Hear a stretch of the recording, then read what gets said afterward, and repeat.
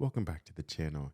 In this video, I want to talk about how we can use isolation force as a multivariate tool to identify outliers or at least anomalous samples. In the last video with this dataset, we built a control chart in which we looked at just barium oxide, and now I want to take a look at the full dataset.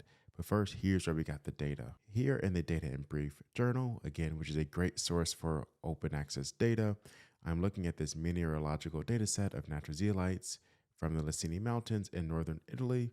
And in the dataset, we're going to focus primarily on this Philipsite. However, we might incorporate more in future videos.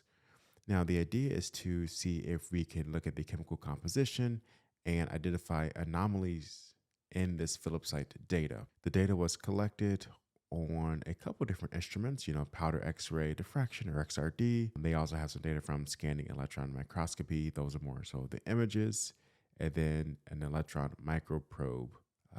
So a lot of cool high energy analyzers. The data was used in the last video to build this control chart here. If you want to see that video link is in the description. However, we're going to look at the full data set now. So if we look at our full data set, we have quite a few samples, 21 samples. We have 10 elements, so everything from aluminum, iron, magnesium, barium, strontium, and many other elements. And we will see if there are any anomalies in this data set. Now, we could go variable by variable and see if any of these are maybe outliers based on this. But this is a very inefficient approach and doesn't allow us to take into consideration all the variables at the same time. And so this is why we are going to build an isolation forest. An isolation forest is a lot like its other ensemble brother, the random forest, which is a machine learning algorithm. However, it's built specifically for anomaly detection. The idea is that anomalies will look different than the rest of the samples. And so as you progress through the forest, the splits that happened earlier are more likely to be related to anomalies versus the ones that appear later on. So the extreme values from these various variables will allow it to split the samples off sooner. So let's use Scikit-Learn to build our isolation forest anomaly detector. So let's do that. So from Scikit-Learn ensemble, import isolation forest. So like all the others, let's make this a classifier. Let's set this up as isolation forest, create our instance. And one of the most important variables is this contamination argument. Now, this is the estimation of how many outliers we might expect to be part of this data set. You can leave it as auto, or you can estimate some fraction of the sample, say 5%, 10%, 20%. However, if you use an integer, then it will just choose that as the max number of samples. Let's set, we'll play with this variable. So let's leave it as auto. We'll just take all the default parameters. And then let's set a random state. That way we can generate the same output. I always use random state of 3 or 33 or something like that because that's my favorite number. And one of the nice things about the tree-based techniques is that you don't have to scale the data. So you can see here, if we were to look at df.describe, you can see that our means vary quite a bit. There's quite a bit of SiO2. At 53, but the magnesium oxide is significantly lower. And this does not impact the performance of a tree-based technique. So with that, we will run clf.fit and let's split it up. No, let's do fit predict. It's more efficient to do. And let's run this on df and let's set the output equal to labels. When we look at this, labels will be an array. So let's just look at the first 5 rows.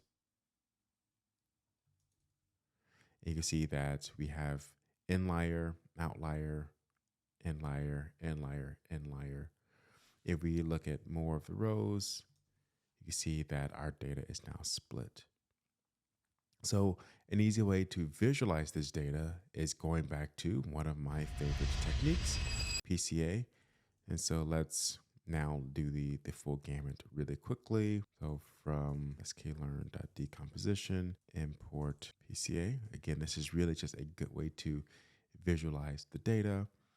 And then with PCA and other techniques, you do need to scale the data. So scikit-learn preprocessing, import standard scalar. Now let's run this. SS equals standard scalar and PCA equals PCA. We'll just do two components for now. And let's do this. Let's say scaled x equals ss.fit transform. And let's set the output. Before we run that, let's set output to a data frame. And we'll do the same thing here. That way we don't have to do the explicit data frame preparation step. And so scaled x, so we'll fit transform df. And this will give us our scaled x variables. If we look at the output again, just to remind you what we've got, you see that we now have our data frame, but it's scaled. If we run describe, just so you can see what this is doing, you see that our mean is approximately 0, and our standard deviation is pretty close to 1. This is the z scaling. It significantly improves most of the machine learning models, with those tree-based models being one of the major exceptions. Let's create a second data frame called scores, and let's run PCA. So fit transform scaled x, and let's set these scores dot columns attribute equal to PC1 and PC2. Pass that as a list, and we have our scores data frame. And so let's plot this data. So we'll say POT.scatter, x will equal scores.pc1, y will equal scores.pc2. So we have our points here. And now let's apply the labels. So let's say C equals labels. And you can see what it has identified as labels when our contamination is set to auto. So let's set the contamination equal to, let's say we are expecting 0.5% and see what it does. We don't need that variable. You can move this up as well. And then let's rerun this here. And so when we reduce our expected contamination, it definitely alters the output.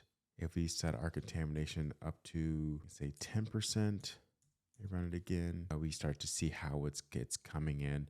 And so again, the idea around isolation force is that is looking for those extreme values. It's not actually running the isolation on the PCA. We're inputting the raw data and then just visualizing with PCA.